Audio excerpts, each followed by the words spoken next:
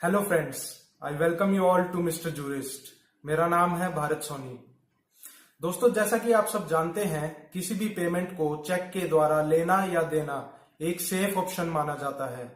हमारी सरकार ने भी यह गाइडलाइन जारी की हुई है कि 20,000 या उससे ऊपर की रकम कैश के बजाय चेक से ली या दी जाएगी। ऐसे में बहुत सारे लोग ऐसे हैं जो चेक बाउंस या चेक डिसऑनर का शिकार हो जाते हैं। इनमें कुछ चेक देने वाले लोग ऐसे होते हैं जिन्हें चेक बाउंस होने पर उसकी गंभीरता और उसके नतीजों के बारे में नहीं पता होता, इसलिए वो लोग पैसा ना देने की एवज में जानबूझकर अपना चेक बाउंस करवा देते हैं। ऐसे लोगों के खिलाफ नेगोशिएबल इंस्ट्रूमेंट्स एक्ट 1861 और इंडियन पेनल कोड 1860 में प्रावधान दिए गए हैं, जिनके बारे में मैं आज आपको इस वीडियो में बताने जा रहा हूं। तो चलिए, लेट्स ग्रो विद लॉ। सबसे पहले दोस्तों हम बात करते हैं कि चेक बाउंस होता क्या है। तो दोस्तों, जब भी आप किसी के नाम से चेक जारी करते हैं तो वो जाकर उस चेक को बैंक में लगा देता है। तो अगर आपके बैंक अकाउंट में सफिशिएंट बैलेंस नहीं है तो बैंक उस चेक को डिसऑनर कर देता है। इसी को कहा जाता है चेक बाउंस होना। लेकिन चेक बाउंस होने के लिए सिर्फ बैंक में बैलेंस ना होना ही एक रीजन नहीं है। चेक बाउंस होने के कई रीजंस हो सकते हैं। जैसे फर्स्ट नंबर पर अकाउंट में बैलेंस ना होना तो है ही, लेकिन सेकंड नंबर पर यह हो सकता है कि आपके अकाउंट में बैलेंस तो है पर वो बैलेंस चेक में भरे हुए अमाउंट से कम है। थर्ड नंबर पर अगर आपने कोई चेक जारी किया है और उस चेक पर आपने अपने सिग्नेचर अच्छे तरीके से नहीं किए हैं तो भी आपका वह चेक बाउंस हो सकता है। In other words, signature mismatch can also be a reason for your cheque bounce. Fourth number पर अगर चेक देने वाला बंदा आपको चेक देने के बाद अपना अकाउंट क्लोज करा देता है तो यह भी चेक बाउंस होने का एक कारण है। तो अगर आप कभी चेक जारी करते हैं और बैंक आपके चेक को किसी भी वजह से बाउंस कर देता है या डिसऑनर कर देता है तो उसे आम भाषा में चेक बाउंस होना कहा जाता है। तो चलिए अब हम बात करते हैं कि अगर आपको कोई चेक मिला है और आपने उसे बैंक में लगा दिया है और वो बाउंस हो गया है, तो आप ऐसा क्या कर सकते हैं जिससे कि आपके पैसे मारे ना जा सके। तो चलिए मैं स्टेप बाय स्टेप आपको ये बताता हूँ। सबसे पहले तो जो चेक आपने बैंक में लगाया है, अगर वो बाउंस होता है तो आप बैंक में जाके इसकी स्लिप ले लीजिए, जिसे मीमो कहा जाता है।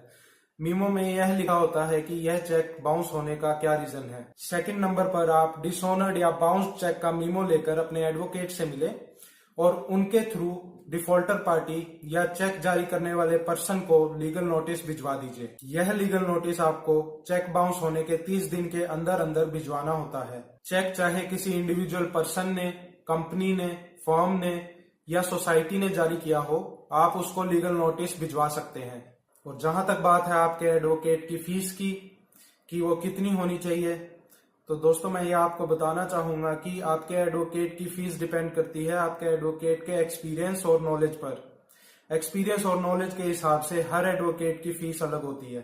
थर्ड नंबर पर मैं आपको बताना चाहूंगा दोस्तों कि लीगल नोटिस मिलने के बाद डिफॉल्टर पार्टी के पास डिसऑनर्ड चेक की पेमेंट करने के लिए 15 दिन का समय होता है। फोर्थ नंबर पर अगर डिफॉल्टर पर्सन 15 दिन के समय में चेक की पेमेंट नहीं करता है तो आप उसके खिलाफ नेगोशिएबल इंस्ट्रूमेंट्स एक्ट के सेक्शन 138 के तहत कोर्ट में क्रिमिनल कंप्लेंट फाइल कर सकते हैं, या दूसरे शब्दों में कहूं तो कोर्ट में केस फाइल कर सकते हैं। फिफ्थ नंबर पर कोर्ट में केस चलेगा और मेरिट्स के आधार पर केस आपके हक में या खिलाफ होगा। पर दोस्तों, एक सिनेरियो यह भी हो सकता है कि चेक किसी और पर्सन के अकाउंट का हो और साइन किसी और के। और दोस्तों, अगर चेक देने वाला पर्सन यह शो करे कि यह चेक उसी के अकाउंट का है और साइन भी उसी के हैं, तो उस सूरत में उस पर section 138 of negotiable instruments act 1881 की बजाय section 420 of Indian penal code 1860 के तहत मुकदमा बनेगा। इस केस में या तो आप अपने एरिया के पुलिस स्टेशन में FIR दर्ज करवा सकते हैं, या आप इस केस में भी अपने एडवोकेट के द्वारा IPC 1860 के सेक्शन 420 के तहत कोर्ट में क्रिमिनल कंप्लेंट फाइल करवा सकते हैं। एक सिनेरियो ये भी हो सकता है दोस्तों कि आपके केस में section 138 of NI act and section 420 of IPC दोनों ही अप्लाई होते हों। उस सूरत में आपको इन सेक्शंस के तहत कोर्ट में क्रिमिनल कंप्लेंट ही फाइल करनी होगी। पर दोस्तों, जब भी आप अपने केस में सेक्शन 420 ऑफ IPC ऐड करते हैं तो कोर्ट में चेक देने वाले का फ्रॉड साबित करना आपकी जिम्मेवारी होगी। और हाँ दोस्तों, मैं आपको यही सजेस्ट करूंगा कि आप अपना केस स्ट्रांगली लड़ने के लिए किसी अच्छे एडवोकेट को ही हायर कीजिए, क्योंकि कुछ लोग फीस बचाने के चक्कर में उस एडवोकेट को हायर करते हैं जिसकी फीस सबसे कम हो, लेकिन बाद में जब वे लोग केस हार जाते हैं तो वे पाते हैं कि जितनी उन्होंने फीस बचाई थी उससे ज्यादा तो उनका चेक अमाउंट ही था जो उन्हें नहीं मिला। इससे उन्हें डबल नुकसान हो जाता है दोस्तों। एक चीज का ध्यान आपको और रखना है दोस्तों कि चेक अगर आपको डोनेशन या गिफ्ट में मिला है तो आप उसके बाउंस होने पर केस फाइल नहीं कर सकते। और दोस्तों, जो चेक बाउंस हुआ है उस चेक को जारी करने वाली पार्टी कोई कंपनी है तो उस कंपनी और उसके जिम्मेवार डायरेक्टर्स के खिलाफ नेगोशिएबल इंस्ट्रूमेंट्स एक्ट के सेक्शन 138 के साथ साथ सेक्शन 141 के तहत कोर्ट में क्रिमिनल कंप्लेंट फाइल की जाएगी।